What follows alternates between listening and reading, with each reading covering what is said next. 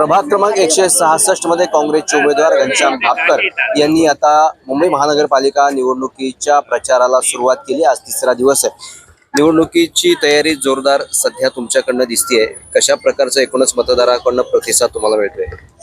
मला नेहमी माझ्या कार्यात प्रतिसाद मिळालेला आहे आणि ह्या निवडणुकीमध्ये लोकांसाठी दिवस रात्र झटणारा 24 तास त्यांच्यासाठी काम करणारा उमेदवार मिळालेला आहे।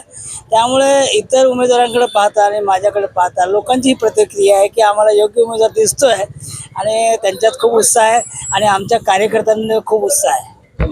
मतदारांकडे तुम्ही जाताय, कुठले मुद्दे त्यांना समजून सांगता की या प्रभागातले असणाऱ्या समस्या असतील किंवा विकास कामं काय असतील त्याच्या? बघा, ही मी ज्या आता प्रभागामध्ये पदयात्रा करतोय ती भोईवाडी आहे, आकांक्षा आहे, अल्मेडा बाग आहे। ह्या ठिकाणी चाळी आहेत आणि या चाळींचा घरांचा प्रश्न हा खूप मोठा आहे आणि लोक भयभीत झालेले आहेत की बाबा आमचं रोड कटिंग म्हणा किंवा कुठल्या एखाद्या आरक्षणच्या प्लॉटमध्ये आम्हाला किंवा एखाद्या पगडी मालकाची जागा आहे तर आम्हाला बेघर तरी कोण करणार नाही का?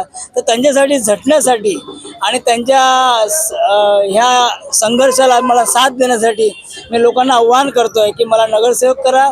तुमच्या खांद्याला खांदा देऊन 24 तास 365 दिवस ह्या 5 वर्ष मी या रस्त्यावर उतरेल आणि तुमच्या संघर्षासाठी मी साथ देईल आणि यशाची पायरी आम्ही नक्कीच गाठू। तुमच्या विरोधामध्ये अनेक उमेदवार आहेत, स्टँडिंग नगरसेवक आहेत, राष्ट्रवादी काँग्रेस पार्टीचे उमेदवार आहेत, ठाकरे बंधूचे उमेदवार आहेत, कसं बघता? हे इलेक्शन मला वाटत नाही की त्या पद्धतीने चालेल।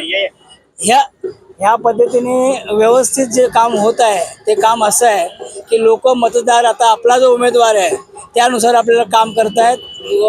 पक्ष जात भेद हा उच्च नीच ह्या सर्व